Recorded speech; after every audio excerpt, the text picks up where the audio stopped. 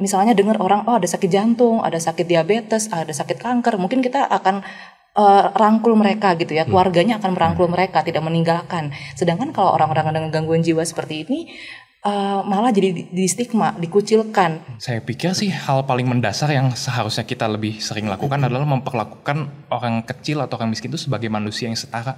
Kita seringkali memperhatikan orang miskin itu sebagai objek untuk ditolong, bukan subjek untuk kita berelasi dengan mereka, selayaknya manusia pada umumnya.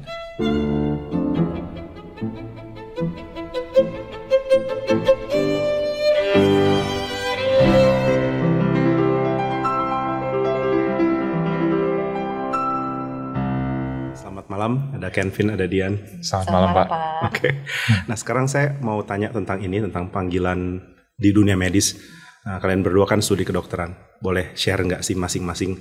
Siapa dulu ya? Kenvin dulu kali. Kenapa alasan kuliah kedokteran? Awalnya sekali sih, Pak, kenapa saya kuliah kedokteran S1 sebagai dokter umum. Itu sebetulnya alasannya sangat sederhana, Pak. Karena orang tua memang dokter, mama saya dokter dan mengarahkan saya jadi dokter, jadi saya nggak banyak pikir, ya udah masuk kedokteran.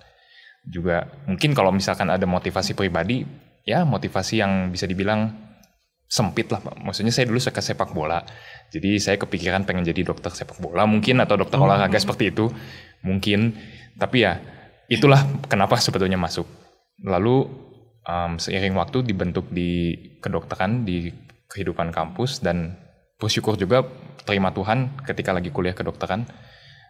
Di situ menerima banyak pembentukan dari Tuhan sampai akhirnya keluar meninggalkan mimpi yang lama itu yang terlalu sempit itu.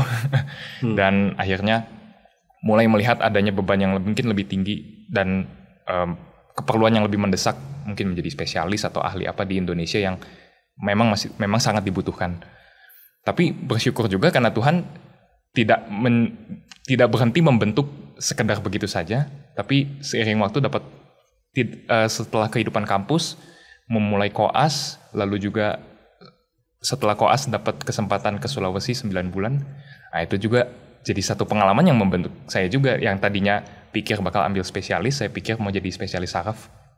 Ternyata setelah terjun ke Sulawesi terutama dan ketemu banyak orang lain yang juga menjadi sosok yang menginspirasi, akhirnya saya melihat bahwa bidang kesehatan masyarakat di Indonesia itu masih sangat perlu banyak tenaga, dan saya pun sangat menikmati ketika terjun langsung ke masyarakat khususnya ketika di Sulawesi itu. Sehingga akhirnya apa yang Tuhan mungkin bentuk di dalam diri saya ingin jadi spesialis, ternyata Tuhan pertajam lagi atau sempurnakan lagi mungkin. Sehingga akhirnya sekarang saya memutuskan untuk terjun di bidang kesehatan masyarakat dan akan segera mulai kuliah. Oh, jadi akan lanjut ke kuliah ke kesehatan masyarakat? Iya. Kalau syaraf karena orang tua juga atau? Sebetulnya itu lebih karena saya suka ilmunya dan memang saya suka berinteraksi dengan lansia, karena pasien saraf kebanyakan lansia. Itu sih. Berinteraksi dengan lansia? Iya, itu sih kenapa dulu memikirkan ke situ, tapi setelah maksudnya bidang kesehatan masyarakatnya juga tidak menutup kemungkinan untuk tetap berinteraksi dengan lansia. Jadi jiwa lansiamu di ya begitu bisa dibilang. Begitu, Pak. Dian, giliranmu. Oke, baik Pak. Kalau saya pribadi sih, kenapa dulu mau ngambil dokter gitu ya? Ya mungkin pas SMA, SMP gitu, saya tuh suka banget sama pelajaran biologi. Dari segala pelajaran tuh, saya tuh paling suka biologi gitu. Jadi saya tuh selalu amazed dengan, tubuh manusia kok kayak gini gitu ya. Cuma waktu itu kan, waktu SMP, SMA, belajar itu cuma sebatas tubuh manusia gitu. Nah, tapi dari ketertarikan itu gitu, waktu saya SMA kelas 3 kan, kita kan bergumul ya untuk kuliah apa gitu. Apalagi kalau kita di gereja, di persekutuan remaja gitu kan, pasti ditanya abis ini kuliah apa gitu kan. Dan di saat itu sih ya saya bergumul gitu ya. Cuma saat itu pergumulan saya juga ya, namanya pergumulan, kita juga Tuhan nggak akan kasih kayak batu bata atau kertas depan kita, Dian kamu harus jadi ini gitu. Nah jadi waktu itu saya hanya terpikir dokter, atau waktu itu sempat kepikir malah biomedical engineering gitu. Cuma saya lemah di fisika kimia, jadi saya tahu diri. Nah sempat juga sebenarnya kepikir untuk psikologi, karena saya ngelihat untuk ilmu konseling gitu saya juga cukup tertarik gitu ya. Cuma waktu itu sempat galau juga sih, jadi akhirnya saya ngambil kedokteran gitu. Jadi dari pas diskusi sama orang tua juga, sama teman-teman di gereja, di sekolah gitu, itu sih maksudnya yang membantu saya bergumul, saya mau memilih untuk mengambil dokter umum. Jadi sempat bilang ada pergumulan di remaja. Maksudnya bareng sama teman-teman di yang satu pelayanan saat remaja saat itu. Ada hal spesifik apa nggak yang dibentuk di remaja yang bikin kamu akhirnya firm juga untuk ambil kuliah ini gitu? Kalau hal yang spesifik sih ya mungkin saat itu kan saya kan waktu itu di GRI Pusat juga ya. Jadi banyak persekutuan, banyak interaksi juga dengan teman-teman sepelayanan di KTB gitu. Ya kalau di situ sih maksudnya prinsip hidup saya punya pegangan yaitu ya apapun yang kita lakukan itu ya harus memuliakan nama Tuhan gitu. Dan untuk menjawab panggilan, meresponi panggilan itu ya kita juga harus lihat lagi apakah yang kita mau itu, yang kita ingini itu adalah hal yang bertentangan dengan firman Tuhan atau tidak. Nah, jelas kan kalau untuk kedokteran itu tidak bertentangan seperti itu. Dan saya juga percaya untuk panggilan juga Tuhan kasih bakat atau talenta atau minat di beban di bagian itu. Jadi saya meresponi panggilan itu ya memang ke arah dokter umum saat itu. Kalau jadi dokter olahraga itu sesuai firman Tuhan. Oh ya, masih oke harusnya. Ya, Tapi sih. Saya tertarik waktu Kenvin bilang ada kesenangan bicara dengan lansia, kemudian ada concern ke kesehatan masyarakat gitu. Yang bikin kamu mulai pikir ke situ apa ya? Nah, sebenarnya ini adalah satu hal yang mungkin jadi perhatian saya. Salah satunya karena ada pembentukan di luar kedokteran juga, maksudnya di luar kehidupan kampus ataupun pendidikan. Saya mulai memikirkan juga mengenai realita di Indonesia, maksudnya ada ketidakadilan dan ketimpangan yang cukup jelas, khususnya di kota Bandung, dan realita kemiskinan yang juga menghantui banyak orang. Itu pun menjadi poin pemikiran saya ketika saya bergumul dalam banyak hal dalam hal panggilan ini. Sampai akhirnya di Sulawesi juga saya baca satu buku. Sebetulnya baca bukunya J.I. Packer Pak yang Knowing God. Itu sebenarnya agak nggak nyambung kali ya. Tapi di bagian itu, di buku itu ada satu kalimat yang sangat menyentuh saya yang bilang, kalau saya boleh share sedikit, bahwa kita ini telah meninggalkan orang-orang, kita ini orang Kristen menengah ke atas itu telah meninggalkan orang-orang yang ada di bawah. Kenapa kita meninggalkan semangat inkarnasi Kristus itu sendiri yang berusaha justru terjun ke kalangan masyarakat yang paling bawah, memperhatikan orang-orang yang paling kecil, paling miskin. Dan hal itu sangat menyentak saya secara pribadi. Dan saya pikir kalau saya inkorporasikan itu ke dalam panggilan kedokteran saya, bidang kesehatan masyarakat bisa menjadi satu jalan di mana saya berjuang juga di dalam hal spesifik ini, di dalam hal memperjuangkan keadilan, mendengarkan orang-orang yang miskin dan memperhatikan mereka. Mungkin begitu sih Pak. Ada biasanya kan orang akan kaitkan kedokteran dengan kemungkinan cari duit yang lebih besar gitu. Terus itu belum pernah masuk ke pikiranmu sebelumnya? Secara pribadi ya kalau jujur tidak sih Pak. Saya pribadi nggak terlalu bergumul dalam hal itu. Jadi tapi isu itu memang gede ya, maksudnya studi kedokteran nanti dapat kemungkinan. Sayangnya iya sih Pak. Tapi memang nggak bisa dipungkiri karena kuliah kedokteran yang makin mahal, yang saya sendiri nggak paham kenapa bisa semakin mahalnya seperti itu. Jadi nggak bisa dipungkiri kalau ada orang yang berpikir seperti itu pun saya agak maklum sebetulnya. Namun ya kalau seiring waktu orang terus terkurung dalam pemikiran seperti itu ya sangat disayangkan memang sih. Terus kalau Dian akhirnya lebih tertarik tadinya mau kedokteran umum lalu? Setelah itu saya kan melanjutkan ke sekarang ambil spesialis psikiatri Pak, kedokteran jiwa. Kenapa ke situ? Ada cerita apa? Cerita apa? Kalau secara pribadi sih, maksudnya untuk pengalaman itu nggak banyak, maksudnya nggak ada keluarga yang sakit gitu ya. Tapi yaitu kembali lagi mungkin ada ketertarikan itu sejak saya belajar di kuliah gitu ya. Pas sarjana kedokteran kan kita ada kuliah-kuliah dibagikan untuk modul-modul, misalnya bulan ini belajar jantung, bulan ini belajar paru-paru gitu. Tapi saat bagian kedokteran jiwa itu entah kenapa saya sangat tertarik gitu. Saya bingung kenapa sih kok bisa ada orang-orang yang sakitnya seperti ini gitu. Jadi kenapa bisa perilakunya kacau seperti ini, bicaranya kacau. Jadi kalau misalnya kita secara awam tuh tahu ya, kita kan ada ya sekarang mungkin tidak boleh pakai istilah orang gila gitu yang gelandangan di jalan, itu kan kita sering lihat gitu. Sekarang kita istilahnya mungkin lebih halusnya adalah ODGJ, orang dengan gangguan jiwa. Nah itu yang kita stigma yang beredar itu kan yaitu ya yang perilakunya kacau, yang bisa buka baju di tengah jalan, bisa teriak-teriak, bisa ngejar-ngejar orang seperti itu. Nah itu saya saat belajar itu saya sangat tertarik gitu. Padahal saat itu kan waktu kuliah S1 itu belum bertemu dengan pasien langsung ya, jadi masih belajar teorinya gitu. Nah jadi setelah sarjana kedokteran 3,5 tahun belajar teori, masuklah ke dunia koas. Koas itu kan jadi 2 tahun, itu kita rolling lagi stase keliling ke bagian-bagian jantung, bagian penyakit dalam, obgyn, kandungan, dan sampai ke stase kedokteran jiwa. Nah di situ jadi kita berinteraksi secara langsung dengan pasien-pasien yang dengan gangguan jiwa. Nah di situ saya semakin tertarik lagi sih Pak. Jadi melihat mereka itu mungkin ada rasa terbeban gitu untuk melayani orang-orang seperti ini yang tertinggal gitu.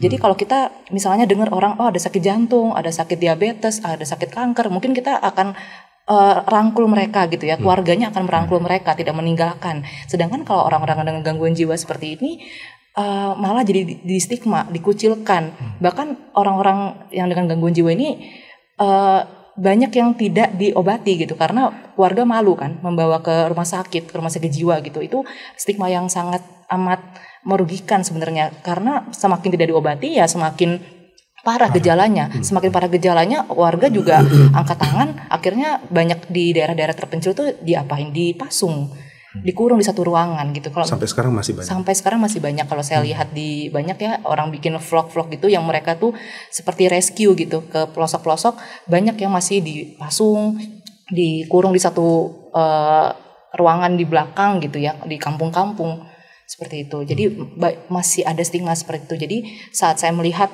pasien seperti itu, saya tergerak gitu, ada beban, dan ya balik lagi ada ketertarikan untuk mempelajari kenapa sih ada orang yang bisa sakit itu seperti ini gitu ya. Terus ada lagi misalnya saya ketemu pasien yang sudah tenang gitu, sudah stabil ya. Saya saat ngobrol sama mereka itu melihat mereka tuh mau kok kembali ke fungsi mereka yang sebelumnya gitu. Oh saya mau bekerja, saya mau menikah, saya mau melakukan hal-hal yang mungkin orang normal itu lakukan gitu.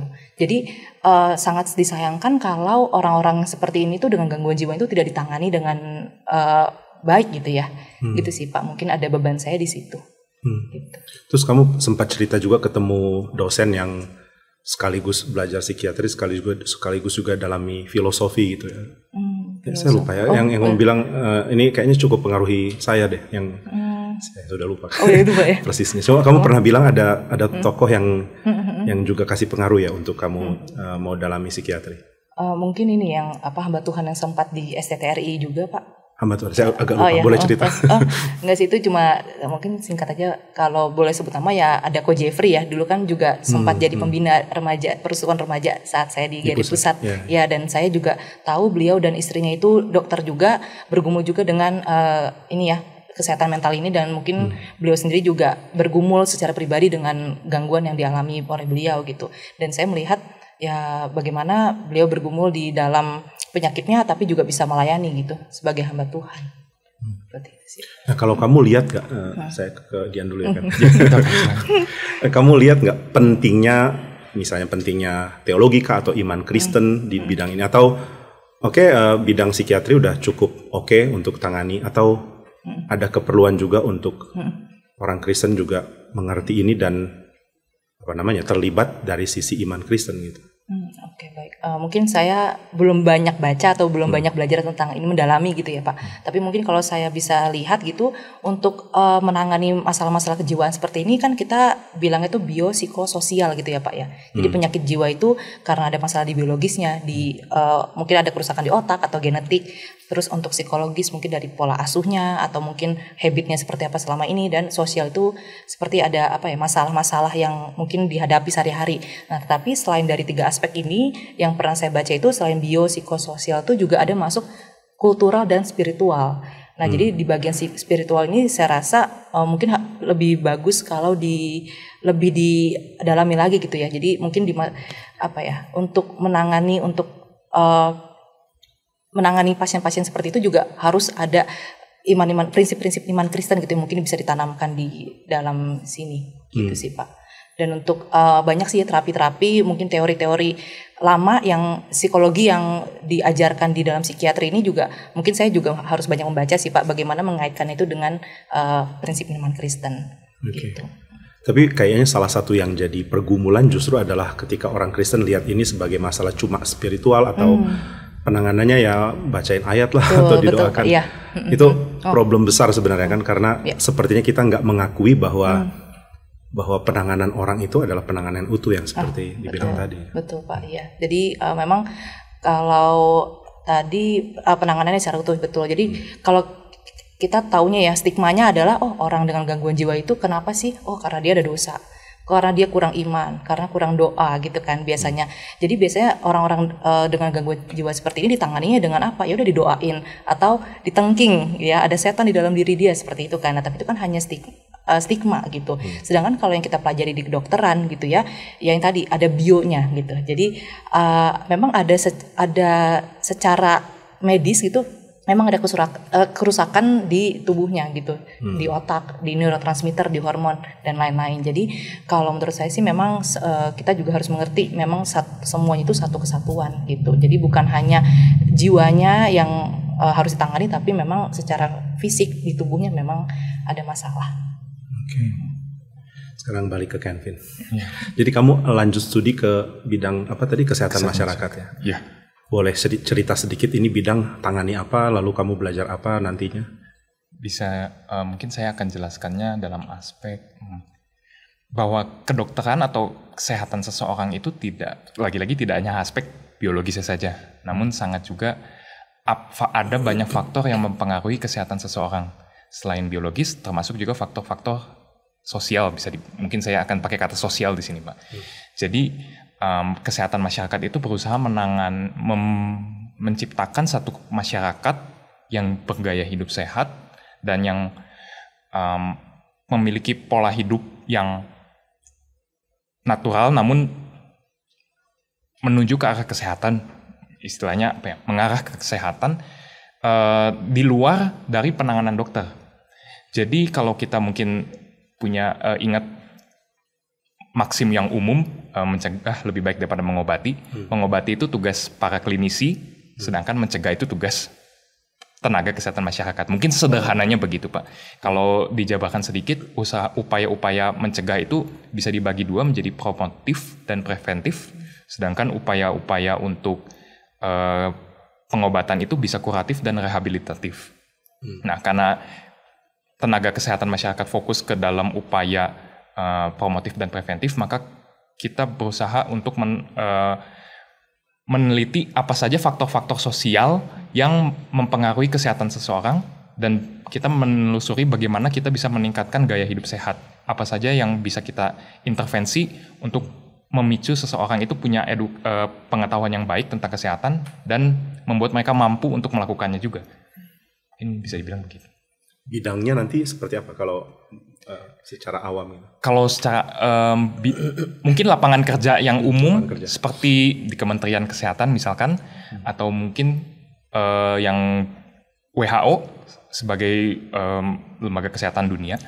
Tapi ada juga LSM di lokal di Indonesia juga yang mengusahakan hal ini. Mungkin sederhananya kalau LSM di pedesaan mengusahakan sanitasi, bahkan untuk buang air besar di jamban saja masih harus diusahakan. Banyak daerah yang masih terlupakan. Atau misalkan untuk sebenarnya bisa juga larinya ke epidemiologi, khususnya di dalam situasi pandemi. Perlu ada riset yang bagus bagaimana mengetahui perkembangan penyakit menular dan bagaimana menanganinya dan sifat dari penyakit dari patogen itu sendiri. Jadi sebenarnya cukup luas sih Pak. Jadi ini bukan dari rumah sakit kasih penyuluhan tapi dari lembaga lain gitu? Sebetulnya rumah sakit kasih penyuluhan itu pun upaya promosi ataupun pencegahan kesehatan tadi itu kan Pak. Jadi sebetulnya itu adalah bagian dari upaya kesehatan masyarakat juga sebetulnya. Karena tadi bicara soal promotif dan preventif, bukan kuratif dan rehabilitatif. Belum saat pasiennya sudah sakit, tapi sebelum sakit, ketika masih sehat ya kita berusaha mempertahankan kesehatan itu dan mencegah jatuh ke dalam penyakit. Suruh olahraga gitu, diet gitu ya. Iya, itu sederhananya, Pak. Kalau dalam bayanganmu sendiri kamu nanti akan di mana? Akan lakukan apa? Saya pribadi karena tadi Pak tertarik sekali dengan isu kemiskinan, saya ingin menelusuri faktor-faktor apa yang menyebabkan masyarakat yang lebih miskin mungkin atau lebih kecil tidak mendapat pelayanan kesehatan yang semaksimal mungkin. Dan itu kan faktornya tadi ada bisa faktor dari dalam diri ataupun bisa ada faktor dari masyarakat, dari lingkungannya. Dan saya tertarik menelusuri faktor-faktor apa yang menyebabkan adanya ketimpangan dalam hal kesehatan ini. Misalkan di dalam strata sosial yang berbeda, kenapa ada ketimpangan itu? Ketimpangan perawatan atau? Salah satunya mungkin kenapa ada sebagian orang yang susah mendapatkan akses, tapi ada sebagian yang sangat mudah mendapatkan akses. Ini itu berkait dengan preventif atau kuratif? Promotif dan preventif, Pak. Oh, maksudnya saya kurang ngerti. Jadi orang susah dapat akses dalam hal apa misalnya?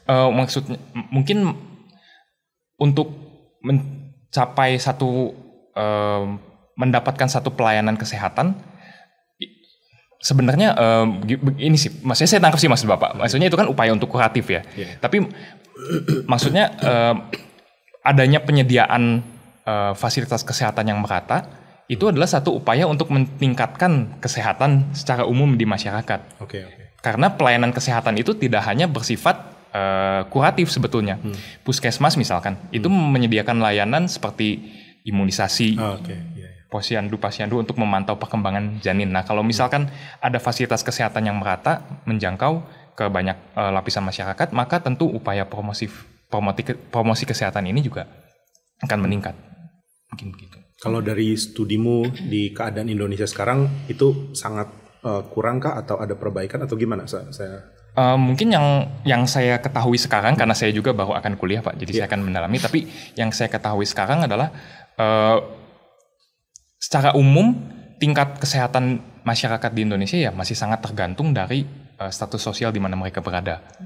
Maka perlu adanya satu upaya yang lebih terfokus mungkin untuk berusaha meniadakan ketimpangan itu. Kira-kira mungkin begitu sih. Okay. Terus kalau dari Kenvin sendiri, beban ini bisa muncul tadi setelah baca Packer gitu ya. Terus bisa lihat nggak sih bahwa sebenarnya Tuhan juga percayakan entah itu orang Kristen atau gereja untuk lebih serius tangani ini gitu. Kalau dari pandangan Kenvin, hal apa yang sangat mungkin gereja atau orang Kristen lakukan di luar dunia kedokteran mungkin? Berarti maksud Bapak untuk isu ketimpangan sosial? Ketimpangan sosial atau apapun lah yang kamu pikir jadi isu, entah itu menerima pelayanan kesehatan kah atau isu-isu. Saya pikir sih hal paling mendasar yang seharusnya kita lebih sering lakukan adalah memperlakukan orang kecil atau orang miskin itu sebagai manusia yang setara. Karena saya pikir yang setidaknya saya dan yang saya perhatikan di beberapa orang yang mungkin saya bisa lihat, kita seringkali memperhatikan orang miskin itu sebagai objek untuk ditolong, bukan subjek untuk kita berelasi dengan mereka selayaknya manusia pada umumnya. Jadi dari situ saya yakin kita akan bisa mengembangkan banyak inisiasi yang natural, namun juga sangat humanistik, yang bersifat merangkul, bukan menolong, mungkin lebih tepatnya. Tentu kita menolong, tapi bukan menjadikan mereka sebagai objek untuk ditolong. Itu tadi sih, Pak. Jadi berangkat dari dasar itu, saya pikir kita bisa mengembangkan banyak sekali inisiasi yang baik, yang tentu kita juga bisa banyak belajar dari para tokoh di Alkitab maupun di sejarah gereja yang mengembangkan misalkan isu hospitality misalkan dan ataupun pelayanan meja kalau di Kisah Rasul 7 ya kalau tidak salah itu seperti itu sih. Boleh jelaskan lebih banyak tentang pelayanan meja atau hospitality yang kamu pernah baca itu? Ya, saya sangat suka dari konsep hospitality meskipun tentu perlu kita kontekstualisasikan di dalam zaman kita sekarang adalah bagaimana kita itu membagi, bukan memberikan uang atau memberikan logistik, tapi kita membagi waktu, membagi hidup dengan orang-orang yang lebih miskin itu, dengan orang-orang yang lemah, dengan orang-orang yang terpinggirkan. Konsep dasar itulah yang membuat saya berpikir bahwa ketika Kristus menjelaskan mengajarkan tentang penghakiman terakhir di Matius 25 itu satu bagian Alkitab yang selalu saya ingat, Matius 25 31-46 itu kita betul-betul bisa memberi makan mereka yang lapar, memberi minum mereka yang haus dan lain-lain, ya tentu dengan melihat mereka sebagai manusia yang dengannya kita berbagi satu kesamaan di hadapan Tuhan, satu kesamaan natur di hadapan Tuhan, dan dari situlah kita bisa memberikan, kita tahu kalau kita berelasi dengan saudara, kita tentu bukan hanya memberikan mereka makan dan minum. Ketika kita ingat semua manusia sebagai saudara kita, tentu kita akan mau membagi waktu dan membagi hidup. Dan itulah yang saya pikir konsep hospitality yang dikembangkan dari pelayanan meja dasarnya, dan yang dikembangkan sepanjang sejarah oleh berbagai tokoh, yang saya pikir sebetulnya sangat bisa kita perjuangkan di zaman ini juga di dalam konteks yang berbeda. Dan yang menarik di perumpamaan di Matius 25 kan, setelah Yesus mengatakan mari berbagian dalam sukacita atau apa detailnya saya lupa. Orang-orang yang menolong itu kan nggak sadar ya kalau mereka sedang tolong Tuhan. Mereka cuma simply melakukan hal yang perlu dilakukan untuk saudara begitu ya. Setuju Pak. Jadi itu bukan proyek, tapi satu keseharian, ya sesuatu yang sudah menjadi keseharian. Jadi ya kalau menurut apa yang Kenvin bilang, sebenarnya ini simple dilakukan oleh gereja karena ya kita tinggal blend secara natural sebenarnya. Betul Pak.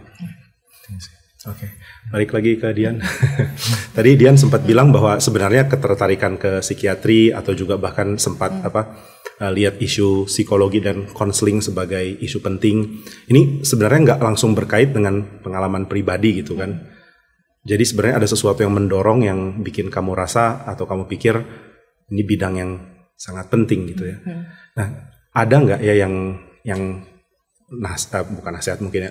Ada nggak yang kamu pikir orang Kristen lain yang bukan bidang keahliannya psikiatri atau nggak studi di situ bisa lakukan untuk kondisi seperti ini gitu? Gimana ngomongnya? Mungkin bukan konseling profesional tapi dalam tanda kutip persiapkan diri kalau ternyata ada kesulitan secara psikiatri di orang-orang terdekatnya gitu. Ya, oke Pak. Kalau misalnya untuk orang awam seperti itu ya, maksudnya Pak, iya. Kalau ya sama sih mungkin seperti Kenvin, kita juga bukan hanya mengobati. Jadi memang prinsip kedokteran kan yang tadi ya. Jadi kita bukan hanya mengobati, tapi kita juga mencegah. Atau setidaknya kita juga bisa memberikan pertolongan pertama gitu ya. Nah kalau di psikiatri itu memang kita juga memberi edukasi-edukasi gitu. Jadi bukan hanya kita menunggu pasien yang datang kepada kami seperti itu ya, tapi kita juga memberi edukasi kepada orang-orang awam itu, karena kan yang paling dekat gitu dengan orang-orang sekitarnya itu kan memang ya teman-temannya atau ya saudara gitu, tapi minimal teman. Nah itu kita juga memberi edukasi juga bagaimana untuk mereka menghadapi orang-orang misalnya yang tiba-tiba self harm atau yang ada keinginan untuk bunuh diri karena dia depresinya sedang kambuh seperti itu kan ya. Nah itu kan nggak mungkin orang yang sedang depresi itu datang kepada kita gitu. Tapi orang depresi itu yang pertama kali melihat siapa? Ya teman yang terdekat gitu. Jadi saya juga beberapa minggu belakangan ini banyak ada 2 atau 3 orang itu yang malah chat saya gitu. Ini teman saya tiba-tiba ada ide suicide gitu, ide bunuh diri, nggak mau keluar dari kamar, teriak-teriak bilang mau bunuh diri seperti itu. Nah jadi memang saya rasa sangat penting sih untuk orang awam tuh juga mempunyai satu keahlian gitu ya untuk bagaimana mereka itu menghadapi dan memberikan satu pertolongan pertama, yaitu mungkin setidaknya menemani gitu sampai mungkin kondisi stabil gitu, dan jangan sampai ditinggal seperti itu sih Pak. Jadi nah kalau untuk peran di Kristen gitu ya, orang-orang Kristen sih saya rasa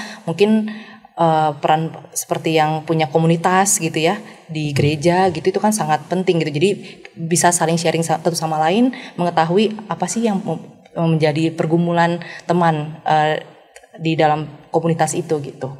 Jadi mungkin kalau ada tanda-tanda yang sudah mengarah kok seperti teman saya ini ya mempunyai satu pergumulan yang agak berat gitu, itu mungkin bisa ditolong gitu. Oke, lalu buat Kenvin dan Dian, hal apa ya dalam Alkitab lah atau perkembangan pemikiran teologis yang sangat dorong kalian gitu, aspek apa gitu dari kekristenan atau Alkitab atau teologi yang bikin kalian berdua tuh seperti punya mungkin visi yang sifatnya nggak lihat ke diri gitu, lebih lihat loh kok ada kebutuhan ini terus saya mau kejar dorong gitu.